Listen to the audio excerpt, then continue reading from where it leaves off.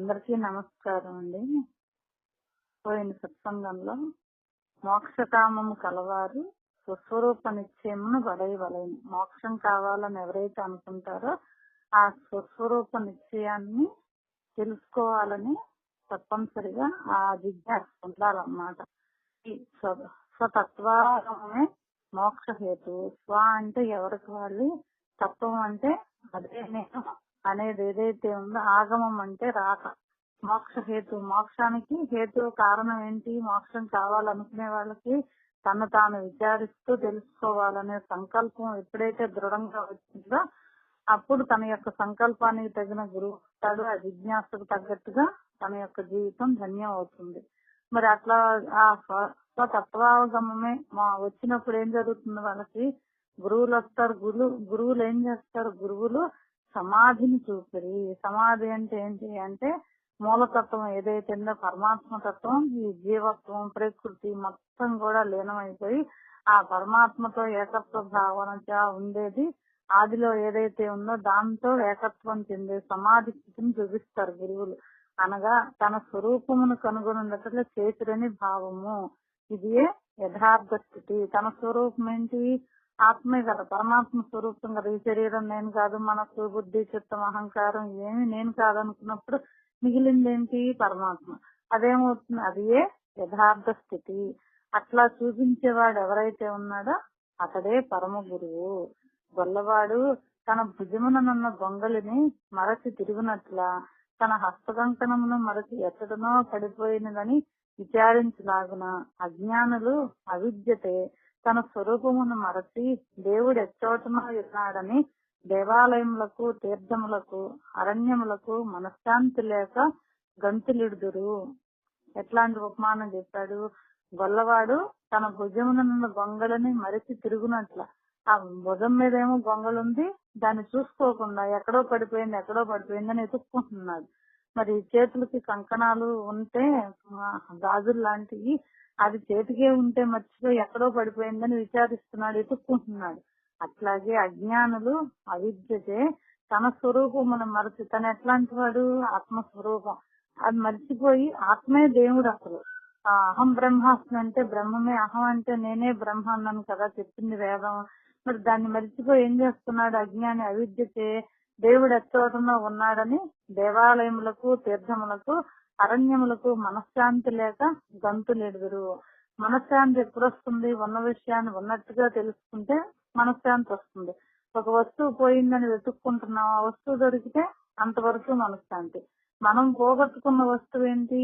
ఆత్మస్వరూపాన్ని పోగొట్టుకున్నాం. ఎక్కడ పోగొట్టుకున్నాం మనకు తెలియదు, ఉన్నదని తెలియదు. ఎప్పుడైతే ఈ గురువు వచ్చి, పరమ గురువు వచ్చి ఆ యథార్థ స్థితిని తెలియజేస్తారో అప్పుడేమనుకుంటాం? నమ్మి నమ్మకుండా ఉంటుంది. ఎందుకయ్యా అంటే ఇన్నాళ్ళ నుంచి ప్రకృతిలో వల్లలాడుతా ఉండి ఈ శరీరమే నేను అనుకుంటున్నాం, గుడిలో ఉన్న విగ్రహమే దేవుడు అనుకుంటున్నాం. కానీ ఈ పరమ గురువు వచ్చి ఏం చేస్తాడు? ఈ శరీరం నువ్వు కాదు నాన్న, నీలో ఉన్న పరమాత్మే, ఆత్మే పరమాత్మ, అతనే అసలైన దేవుడు. ఈ దేవాలయాలు ఇవన్నీ నిగ్రహం కోసం పెట్టారని చెప్తాడు. చెబితే ఏం జరుగుతుంది? వాడికి చెప్పంగానే తెలుస్తుందా? తెలియదు. వాడి శోధన చేసి తెలుసుకుంటే అప్పుడు ఏం జరుగుతుంది? మనశ్శాంతి కలుగుతుంది. విడిగా ఏమవుతుంది? మనశ్శాంతి లేదు. ఎందుకని? పరుగులు పెడుతున్నాడు. ఎప్పుడు కూడా మనస్సు కదులుతూ ఉంటే ప్రశాంతత ఉన్నదండి. మనస్సు ఎప్పుడైనా ఏ విషయం గురించైనా నిశ్చలత్వం కలిగింది అనుకోండి, అప్పుడు మనశ్శాంతి కలుగుతుంది. మరి మామూలు వస్తువులు అయితే క్షణికానందాలు ఇచ్చేయండి, ఏదో పోయింది, కాసేపు ప్రశాంతం. మరి ఇక్కడ ఎట్లా ఉంటుంది? మనశ్శాంతి అంటే ఇక మనస్సు శాంతిస్తుంది. ఏ సంకల్ప వికల్పాలు ఉండవు, జరిగేది జరుగుతూ ఉంటుంది. తన కర్తవ్య కర్మం తను చేసుకుంటూ జరిగేదానికి ఎట్లా ఉంటాడు? లోపల పరమాత్మ ఎట్లా సాక్షిభూతుడుగా ఉంటాడో ఇక్కడ ఈ సాధకుడు కూడా సాక్షిభూతుడుగా ఉంటాడనమాట. అజ్ఞానం అనగా తన స్వరూపమును తెలియకపోవటమే. అజ్ఞానం అంటే ఏంటి? తన ఆత్మస్వరూపం తెలియకపోవటమే అజ్ఞానం. జ్ఞానం అనగా తన రూపమును తెలుసుకుంటమే. జ్ఞానం అంటే ఏంటి? తన రూపం ఏదైతే ఉందో తన ఆత్మస్వరూపాన్ని తెలుసుకుంటమే. ఇది మోక్ష మార్గము. దారి తప్పిన వానిని ఆప్తుడు చెయ్యి పట్టుకొని పోయి మార్గమును చూపి వ్రేలితో తన గృహమును కూడా చూపుతున్నాడు. ఎవరైతే ఒక వాడు తప్పిపోయాడు, దారి తప్పి ఏం చేస్తున్నాడు? ఎత్తుక్కుంటున్నాడు. ఎక్కడుందా ఇల్లని ఎత్తుక్కుంటున్నాడు. ఎత్తుక్కుంటే ఒక ఆప్తుడు అంటే వాడికి కావలసిన వాడు చెయ్యి పట్టుకొని పోయి మార్గమును చూసి ఈ మార్గంలో ఇట్లా వెళ్ళాలని అక్కడ ఉన్న ఇల్లుని కూడా చూపిస్తున్నాడు, వేలుతో చూపిస్తున్నాడు. ఎట్లా చూపిస్తున్నాడు వేలుతో? మరి నోటితో చెప్పొచ్చు కదా అంటే ఇక్కడ అతిరహస్యంగా చెప్పుకొచ్చారండి. వేలుతో చూపించడం అంటే ఏంటి? సైగ చేస్తున్నాడు. ఎక్కడికి తీసుకుపోయి మార్గమును చూపి ఈ దారిలో నువ్వు ఎట్లా వెళ్ళాలి, ఈ దారిలో వెళ్ళి అదిగో నీ ఇల్లు అని చెప్పి వేలుతో చూపిస్తున్నాడు. గృహమును కూడా చూపుతున్నాడు. అలాగున పరమ గురువు కూడా మోక్ష మార్గమును బోధించిన తన స్వరూపం మిట్టిదని కూడా యుక్తుల చేతను స్వానుభవం చేతను వేదవాక్యముల చేతను తట్టి చెప్పుతున్నాడు. మామూలు గురువులందరూ కూడా చెప్పుకున్నామండి. 7 గురువులు ఉంటారు దాని గురించి. ఈ పరమ గురువు ఏం చేస్తాడు? మోక్ష మార్గం కూడా బోధించి మోహక్షేమే మోక్షం అని ఇదంతా బోధించి తన స్వరూపం మిట్టిదని కూడా యుక్తుల చేతను స్వానుభవం చేతను, యుక్తులంటే ఇందాక చెప్పుకున్నట్టుగా మనం దొంగలు ఎక్కడో తన భుజం మీదే ఉంటే మర్చిపోయి ఎక్కడెక్కడో వెతుక్కుంటున్నాడు. హస్త కంకణం అంటే చేతులకి ఉన్న గాజుల్ని ఎక్కడో మర్చిపోయి, ఉన్న సంగతి మర్చిపోయి ఎక్కడో పడిపోయని విచారిస్తున్నాడు. అట్లాగే ఆ పరమాత్మ తన దగ్గరే ఉంటే దాన్ని తెలుసుకోకుండా ఉన్నాడని ఇట్లాంటి యుక్తుల చేతను స్వానుభవం చేతను తనకు అనుభవం కలిగింది. వేదవాక్యముల చేతను అంటే ఏంటి? ఇక్కడ శాస్త్ర ప్రమాణము, గురువాక్యము, స్వానుభవము 3 రకాలతో కూడా తట్టి చెప్పుతున్నాడు. ఎవరికి? శిష్యుడికి చెప్తున్నాడు. ఎవరు? పరమ గురువు. ఈ ప్రకారము గురుముఖముగా తన స్వరూపమును తెలియవలేను. గురుముఖంగా తెలుసుకోవాలి. గురుముఖంగా అంటే ఏంటి? ప్రత్యక్షంగా గురువు ద్వారా తెలుసుకోవాలన్నమాట. దానికి మనకి భగవద్గీత కూడా 9వ అధ్యాయంలో 2వ శ్లోకం చెప్తూ ఉందండి. రాజవిద్య రాజగుహ్యం పవిత్రం ఇదముత్తమం ప్రత్యక్షావగమం ధర్మం సుసుఖం కర్తుం అవ్యయం. ఇది వ్యయం కాంతి రాజవిద్య రాజగుహ్యం. ఇది ఎట్లాంటి అంటే గుహ్యాతి గుహ్యమైంది, పవిత్రమైంది, ఉత్తమమైంది, ప్రత్యక్షంగా గురువు దగ్గర తెలుసుకునేది. సుసుఖం ఏమన్నా శరీరాన్ని కష్టపెట్టేదా అంటే కాదు, మనసును కష్టపెట్టేదా అంటే అది కాదు. కర్తం అవ్యయం. అవ్యయం అంటే వ్యయం లేని దానికి, తరుగులేని ఏదైతే పరమాత్మ తత్వం ఉందో దాన్ని కూడా గురుముఖంగా తెలుసుకోమని మనకి భగవద్గీత కూడా బోధిస్తోందండి. స్వస్వరూప పరిజ్ఞానాన్ముక్తి నాణ్యేన హేతున. తన యొక్క స్వరూప పరిజ్ఞానము వలనే మోక్షము, వేరు కారణము చేత కాదు. ఎవరైనా సాధకులు ఏం చేయాలి? స్వరూప పరిజ్ఞానం వలనే. పరిజ్ఞానం అంటే ఏంటి? తన యొక్క స్వరూపం తాను తెలుసుకుంటేనే మోక్షం సిద్ధిస్తుంది. ఇంకా ఏ కారణంతో కూడా మోక్షం చేత కాదు. మోక్షం రాదన్నమాట వేరు కారణాల చేత. గ్రంథకోటుల చేతను ఎన్ని కోట్లు గ్రంథాలు చదివినా సరే తపస్సు స్వాధ్యాయముల చేతను ముక్తి కలగదు. తపస్సు అంటే ఏదో కోరుకుని ఆ తపస్సు చేస్తాడు, ఇన్ని 12 సంవత్సరాలని చేస్తాడు, ఒక తపస్సు అవుతుంది. అట్లా ఏదో సంకల్పం పెట్టుకుని చేస్తాడు. దానివల్ల ఏమన్నా ముక్తి కలుగుతుందా అంటే కలగదు. ఎంతో కఠోరంగా చేస్తాడు తపస్సు. కఠోరంగా చేసి ఏం చేస్తాడు? తను ఏదైనా కోరుకుంటే ఆ కోరికను ఏదో భగవంతుడు దర్శనం అయ్యి ఇచ్చేస్తాడు. అది దర్శనం ఇస్తే ఆ కోరిక తీరుస్తాడు అనమాట. మరి అది ఏమవుతున్నది? ముక్తి అవుతుందా? ముక్తి అవుతుంది, కోరిక అవుతుంది. అధ్యాయము చేతను గురువు లేకుండా తనకు తానుగా అధ్యయనం చేసుకుంటాడు. దాని వల్ల కూడా ముక్తి కలగదు. ఇది ఏ జ్ఞానం యొక్క ఉత్కృష్ట స్థితి. మరి పరమ గురువు ఇచ్చే జ్ఞానం ఎట్లాంటిది అంటే ఇంకా నిన్ను ఆప్తుడు ఎట్లయితే చేకూర్చుకుని తీసుకెళ్తున్నాడు అట్లా గురువు కూడా శిష్యుడికి మోక్ష మార్గాన్ని చూపించి స్వరూపం అని చెప్పి వేదవాక్యాల చేత అన్ని చెప్పి యుక్తుల చేత గురువు శిష్యుని తట్టి చెప్తున్నాడు అన్నమాట. మనం ఏదైనా మాట వినకపోతే మనం తడతాం వాళ్ళని. ఎందుకని? వాళ్ళు ఏదో అదాలాపంగా ఉంటారు. ఇక్కడ కూడా గురువు ఏం చేస్తాడు? ఎంత తట్టి మన యొక్క అజ్ఞానాన్ని బాపి జ్ఞానం యొక్క ఉత్కృష్ట స్థితికి తీసుకెళ్తాడు గురువు. రాసపిల్లవాడు పల్లెవాడి స్నేహముచే పల్లెవాడిని తలంచెను. ఒక రాజకుమారుడు ఉన్నాడు. ఆ పల్లెవాడితో స్నేహం చేస్తూ తను కూడా పల్లెవాడు అనుకున్నాడు. ఎందుకని? తనకు తెలియదు కదా ఎవరనేది. మంత్రులు కనుగొని వానికి నీవు రాజకుమారుడు అని తెలియజెప్పారు. మరి ఆ తప్పిపోయిన రాజకుమారుడిని మంత్రులు ఫలానా చోట ఉన్నాడు, ఈ పిల్లలతో స్నేహం చేస్తున్నాడని తెలుసుకుని వచ్చి ఏం చేశాడు? రాజకుమారుడు అని తెలియజేశాడు. ఎమ్మటే వాడు రాజకుమారుడు ఏమవుతాడు? రాజు అవుతాడు. అలాగున గురువు ద్వారా తన రూపము కనుగొన్నవాడు మోక్ష సామ్రాజ్య అభిషిక్తుడగును. తన స్వరూపం తెలుసుకున్నవాడు ఎట్లాంటి వాడు అవుతాడు? మోక్ష సామ్రాజ్యానికి అభిషిక్తుడవుతాడు. అభిషేకం పొంది మోక్షాన్ని సాధిస్తాడు వాడు. ఇందుచేతనే త్రిమూర్తుల కన్నను గురువే పరమ దైవత. ఎట్లాంటి వాడు? త్రిమూర్తులు అంటే బ్రహ్మ విష్ణు మహేశ్వరుల కంటే కూడా గురువే పరమ దైవం అన్నమాట. ఇక్కడ మనకి పరమ గురువు అని చెప్పారు కదండి. మనకి గురుగీతలో 260వ పేజీలో ఉన్నదండి. ఏడుగురు గురువుల గురించి చెబుతారన్నమాట మనకి.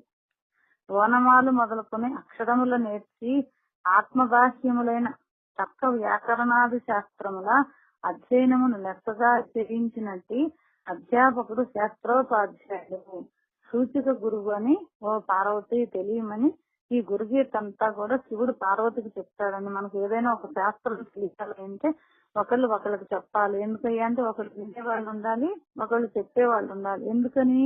ఇది చెప్పేవాడేమో అనుభవంతో చెప్తాడు, వినేవాడేమో అనుభవం కోసం వింటాడు అన్నమాట. అందుకని చెప్పి ఇక్కడ పార్వతీనేమో అనుభవం లేదు, శివుడికి అనుభవం ఉండి ఈ 7 గురువుల గురించి చెప్తున్నాడు అనమాట పార్వతీదేవికి. ఓనమాలంటే మనకు అక్షరాభ్యాసం చేసి ఆత్మ బాహ్యమైన అంటే ఆత్మ కాకుండా బాహ్యమైన విషయాలు మనం చదువుకునే ఎలిమెంటరీ స్కూల్, హై స్కూల్ పాఠాలు అలాంటివి అనుకుంటాం కదా, అవన్నీ కూడా ఏదైతే మనం చిన్నప్పుడు చదువుకుంటాం అవన్నీ చేసే గురువు ఎట్లాంటి వాడు? సూచక గురువు అన్నమాట. మొదటి గురువు అన్నమాట అతను. 7 గురువుల్లో మొదటి వాడు సూచక గురువు. రెండవ వాడు వాచక గురువు అండి. అతను ఎట్లాంటి వాడు? ఏ కులం వాళ్ళకి ఆ కులానికి గురువులు ఉండేవాళ్ళు ఇదివరకు. వాళ్ళ యొక్క ధర్మాలను తెలుపుతారు. కుల ధర్మాలను చెప్పి సంసారంలో ఈ పెద్దవాళ్ళు మాట చిన్నపిల్లలు వినాలని అట్లాంటి మాటలన్నీ చెప్పి వాళ్ళకి వాళ్ళ యొక్క సమాజ యొక్క శ్రేయస్సు కోసం సంవత్సరానికో 6 నెలలకో ఒకసారి వచ్చి వీళ్ళ మంచి చెడ్డలు చూసి వీళ్ళకి చెప్పాల్సిన మాటలు ఏమన్నా చెప్తే సంసారంలో ఒడిదుడుకులుంటే అవన్నీ కూడా వాళ్ళు సరిచూసి వీళ్ళు ఇచ్చే పారితోషికం తీసుకునే వాళ్ళు. అట్లాంటి గురువులు ఎవరు? వాచక గురువులు. వాళ్ళు ఏం చేస్తారు?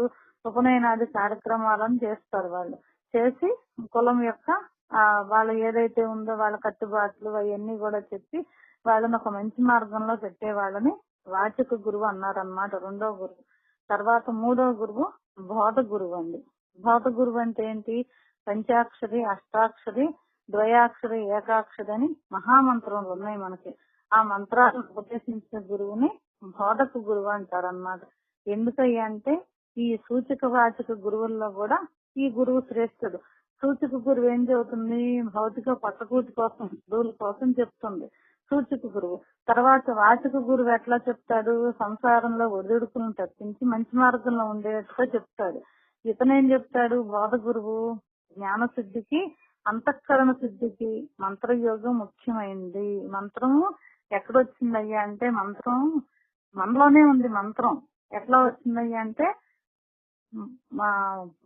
మనకి ఉపాసన చేస్తాం అన్నమాట. మంత్రం ఆ ఉపాసకులు ఏం చేస్తారు? ఒక మంత్రాన్ని తీసుకుని ఉపాసన చేసి ఆ మంత్ర ఉపాసనా దేవత ఏం చేస్తున్న తర్వాత మంత్రం దేనికయ్యా అంటే ఒక విగ్రహం పెట్టుకుని ఒక రూపం పెట్టుకుని నామంతో చేసేది ఉపాసన అండి.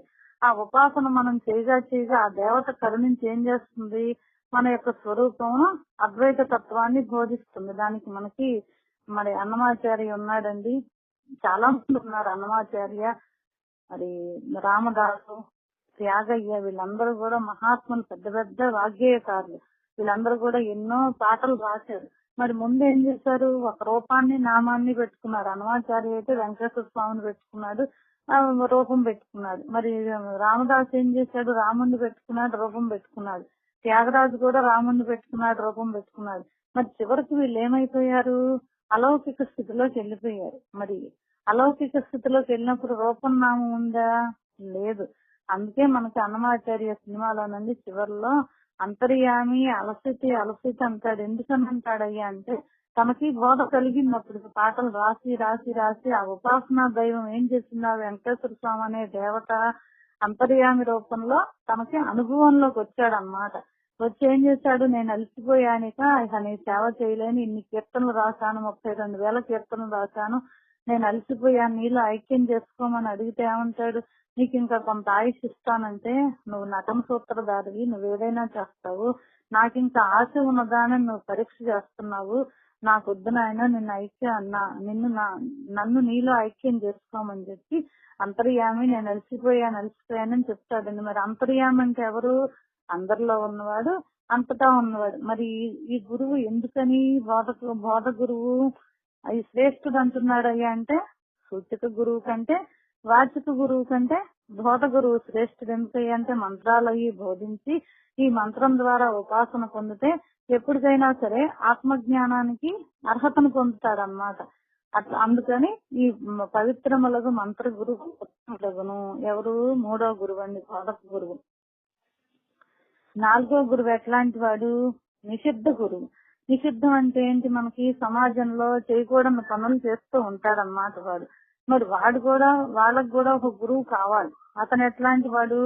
నిషిద్ధ గురువు. పాపకారకుడు ఉంటాడనమాట. ఎప్పుడు కూడా ఎదుటి వాళ్ళని బాధ పెడుతూ ఉంటాడు. తను ఏదో ఉపాసన చేసి ఏదో ఒక దేవతని, అమ్మవారినో ఏదో మనకి పాత సినిమాల్లో కనిపిస్తా ఉంటుందండి. ఎస్వి రంగారావు మాయిల్ బకీరిగా వేసి ఒక అమ్మవారి విగ్రహాన్ని పెట్టుకుని, కాళికాదేవిని విగ్రహాన్ని అట్లా పెట్టుకుని అందరినీ కూడా తను ఉపాసన చేస్తాడు. అమ్మవారి ఉపాసన చేసి బలులు ఇస్తాడు. రక్తాన్ని, బలిని, మనుషుల్ని, జంతువుల్ని బలి ఇచ్చేసి తను ఏదైతే కావాలనుకున్నా అది చెయ్యాలని ఈ ప్రాణాన్ని తీసి చిలకలో ఎక్కడో పంజరంలో చిలుకుంటే దానిలో పెట్టడం చేస్తూ అట్లాంటి ఏంటి వశీకరణ, ఆ స్తంభనం అంటే అగ్ని స్తంభన, జలస్తంభన, వాయు స్తంభన ఈ విద్యలన్నీ నేర్చుకుని మారణము, మోహనము, ఎదుటి వాళ్ళని వశీకరణం, ఏదో వశీకరణ మంత్రాలు ఉంటాయండి. ఈ మంత్రాలన్నీ కూడా ఎట్లాంటి గురువు చేస్తాడయ్యా అంటే నిషిద్ధ గురువు. నేర్చుకునేవన్నీ కూడా ఎదుటి వాళ్ళని బాధ పెట్టాలి, వశం చేసుకోవాలనే ఉద్దేశంతో ఈ నిషిద్ధ గురువు ఇట్లాంటివన్నీ చేస్తాడనమాట.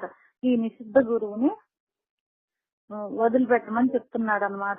గురువుల్లో 4వ అతను ఇట్లా ఉంటాడు పార్వతి. ఇట్లాంటి గురువు లోకానికి అపకారమే చేస్తాడు గాని మేలు చేయడని చెప్తున్నాడు అనమాట. తర్వాత ఎవరు? 5వ గురువు అండి, విహిత గురువు.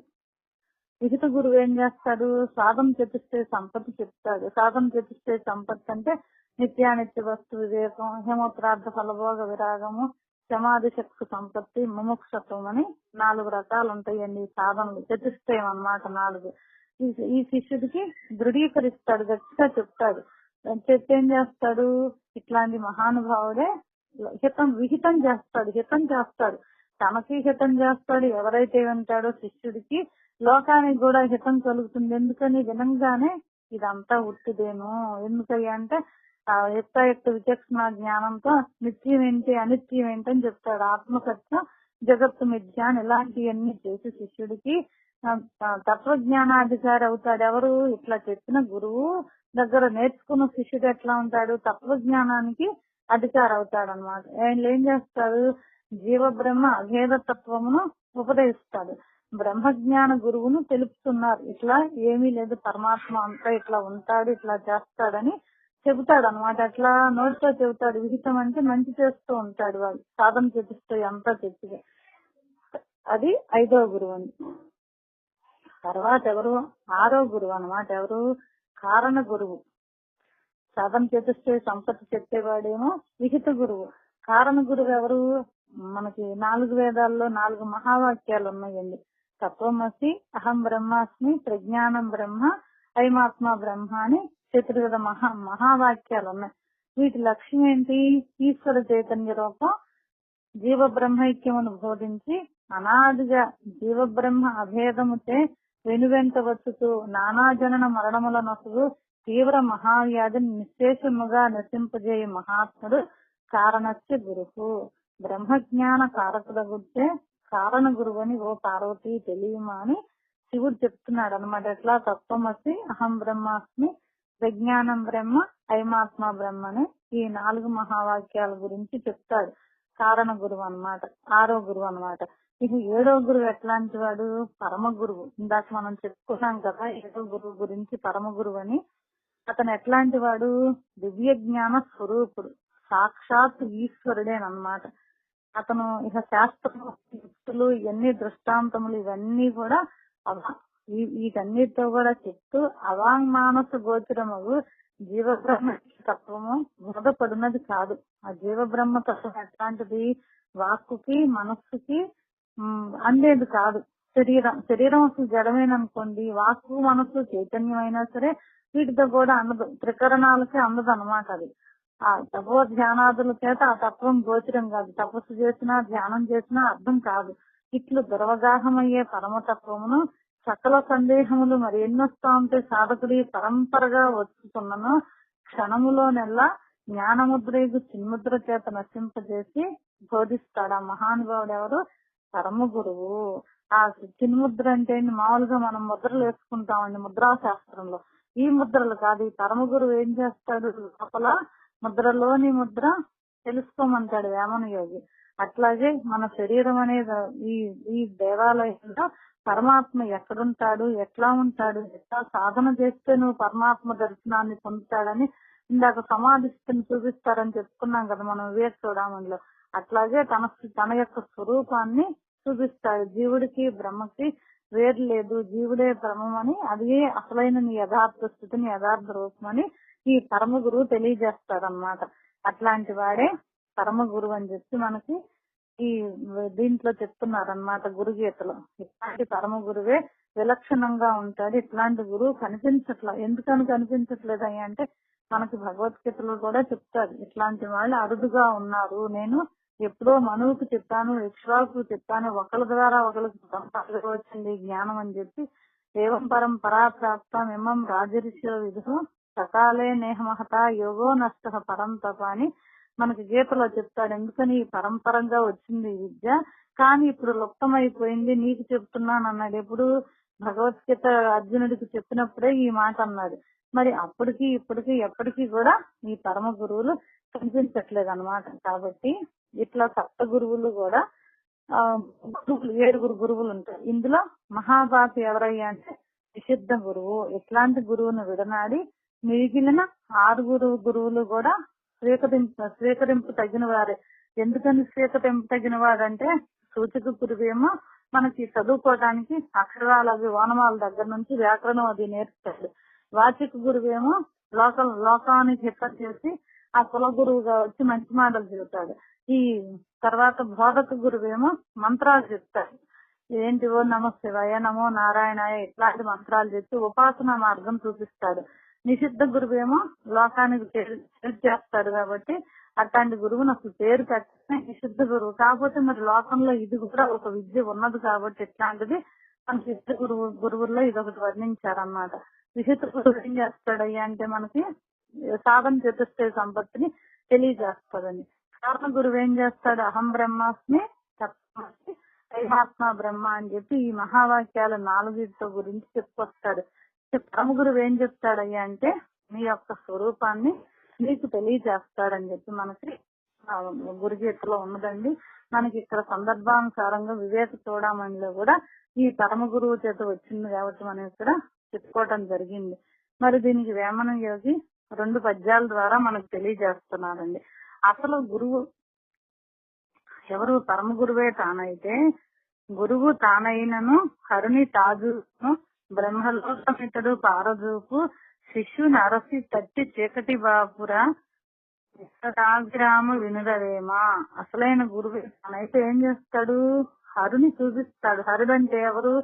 విష్ణువన్న శివుడున్న ఒకటే. మరి ఇక్కడ హరుని చూపిస్తాడు. చూపించి బ్రహ్మలోకమితుడు పారచూపు. బ్రహ్మలోకం అంటే ఎక్కడో ఉందనుకుంటావు, సృష్టి జరుగుతుంది. బ్రహ్మ ఎవరు సృష్టి చేస్తాడు, నీలోనే ఉంది సృష్టి రహస్యం అంతానని చెప్పి తెలిపారా చూపిస్తాడు. ఎవరు? గురువు అయిన వాడు. ఎవరిక్కడ? గురువు తానైనా హరిని చూపిస్తాడు. ఎవరు? పరమ గురువు అయితే చూపిస్తాడు. శిష్యుని అరసి తట్టి శిష్యుడి యొక్క మనస్తత్వాన్ని తెలుసుకుని వీడు అజ్ఞానంతో నిద్రపోతున్నాడు, ఉపదేశం తీసుకున్నాడు కానీ వీడికి ఏం తెలియట్లేదని మళ్లీ మళ్లీ కాస్త శిష్యుడి వెంట పడి వీడి యొక్క అజ్ఞానాన్ని పోగొట్టుకోవాలని పోగొట్టాలని చెప్పి వాడి యొక్క చీకటిని బాపటానికి ఆ పరమ గురువు ఆ దక్షిణామూర్తిని మనకు శాస్త్రంలో చెప్తుందనుకోండి, మౌనంతో చెప్తాడని. ఇక్కడ కూడా ఈ పరమ గురువు కూడా మౌనానికి తార్కాణం అండి. ఎందుకయ్యా అంటే మాట లేదు దానికి, 56 అక్షరాలతో పని లేదు ఆ బ్రహ్మ విద్యకి. అట్లాంటి విద్యను ఎవరైతే చెప్తారో ఆపనే పరమ గురువు శిష్యుల యొక్క అజ్ఞానాన్ని రూపుమాపుతాడని చెప్పి విశ్వదాభిరామ వినురవేమ అని వేమని యోగి చెప్తున్నారండి. ఇంకొక పద్యం ఉంది. గురుని పరమ గురుని గురుతుగా తెలియక గురువు అతంతు తలుపు వృద్ధి రీతి గురువునకు గురువైన గురువు ప్రాణేశుండయ్యా విశ్వదాభిరామ వినురవేమ. గురువు తానైనను హరుని తాజూపును. ఎట్లా? గురుని పరమ గురుని గురుతుగా తెలియక. ఎట్లా? గురుని పరమ గురుని గురుతుగా తెలియక. గురువు అంటే మనం చెప్పుకున్నాం కదా ఇందాక 7 గురువులు ఉంటారని.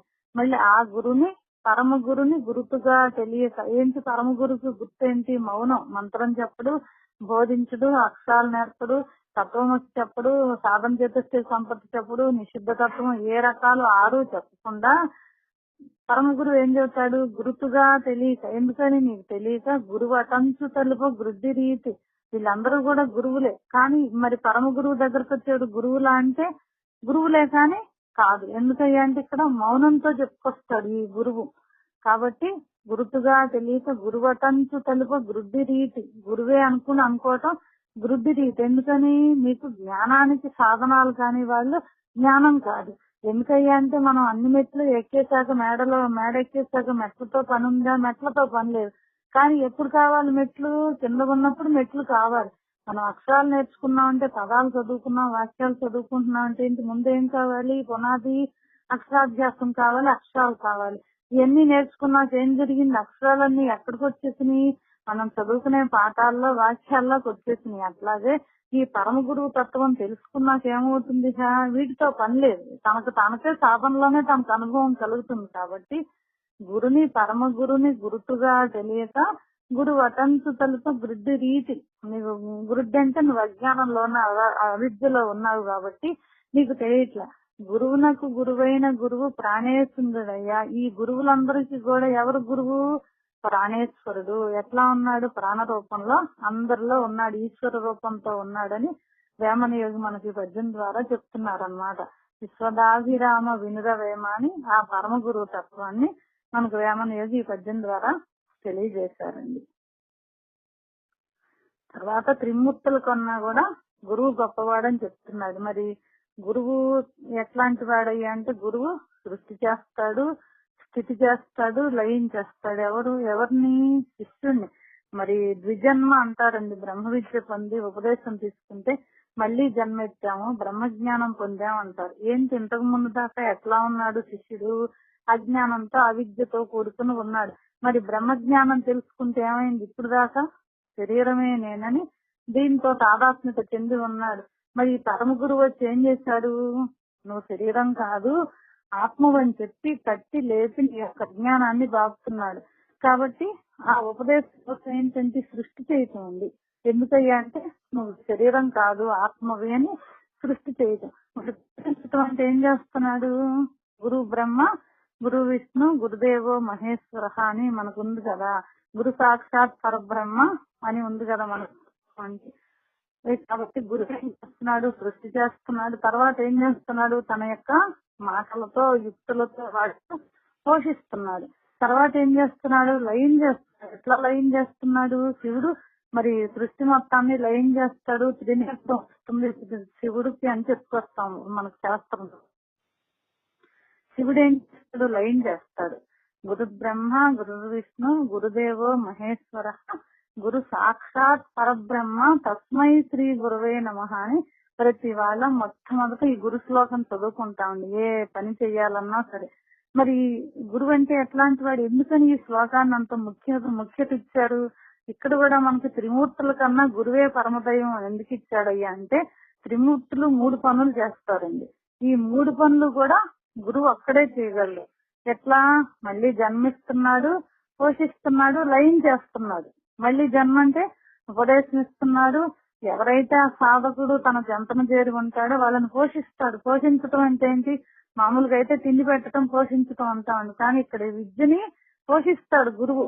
శిష్యుడు వెంట పడి తట్టి లేపి తన యొక్క ఒడిదుడుకులు మొత్తం కష్టాలన్నీ తను మోస్తూ ఉంటాడు. ఎవరు మోస్తాడు? గురువు. ఎందుకు మోస్తాడు? మొయ్యాల్సి వచ్చిందంటే శిష్యుడు నా గురువు అని ఎప్పుడైతే గురువుని అంటిపెట్టుకుంటూ ఉంటాడో శిష్యుడు అప్పుడు గురువు శిష్యుని అంటిపెట్టుకుంటాడు. ఎందుకని మనకు ఒక శాస్త్రంలో ఒక మాట ఉందండి, భగవంతుడి వైపు మనం ఒకసారి చూస్తే మన వైపు భగవంతుడు 10 సార్లు చూస్తాడనే మాట ఉంది. మరి ఎట్లా చూస్తాడు భగవంతుడిని మన వైపు చూస్తే అంటే అసలు మనం చూడాలిగా, ఆత్మతత్వం తెలుసుకుని మరి ఆ పరమాత్మ తత్వం బ్రహ్మజ్ఞానం పొంది గురువే నాకు కావాలి అనేది ఏదైతే జిజ్ఞాసతో ఉండి ఎన్ని ఒడిదుడుకులు వచ్చినా సరే వదిలిపెట్టకుండా ఎవరైతే గురువు నడిచిపెట్టుకుంటాడో 10 సార్లు ఏంటి 100 సార్లు ఎన్ని సార్లు అయినా చూస్తాడు. ఎందుకంటే వాడు నావాడు కదా, వాడికి కష్టం వస్తే చూస్తూ ఉంటాడు. ఈ కష్టాన్ని భరిస్తాడా భరించలేడా, నన్ను వదిలిపెడతాడని పరీక్ష పెడుతూ ఉంటాడు. ఈ కష్టం నాది కాదు, నాకు వచ్చింది కాదు, ఇది వస్తూ ఉంటుంది పోతూ ఉంటుందని ఏ శిష్యుడైతే తెలుసుకుని దాన్ని అనుభవంలోకి తెచ్చుకుని ఆ పరబ్రహ్మ పరమాత్మ అయిన ఆ గురువుని వదిలిపెట్టుకున్నా ఉంటాడో వాడి జీవితమే ధన్యం. మరి ఇట్లాంటి వాడు ఏం చేస్తాడు, మూడో బాధి లయం చేస్తాడు. శివుడు ఏం చేస్తాడు అంటే లయం చేస్తాడు. కాబట్టి ఇక్కడ గురువు కూడా ఏం చేస్తాడు, ఈ సంసారంలో ఉన్నప్పుడు ఈ సంసారంలో అంతా కూడా సాధన చేసి చేసి శిష్యుడు కూడా తనకు తానుగానే గురువు సహాయంతో లయం చేసుకుంటా ఉంటాడు. ఎప్పటికప్పుడు ఇది వచ్చిపోయేది. ఇది ప్రకృతి అంతా కూడా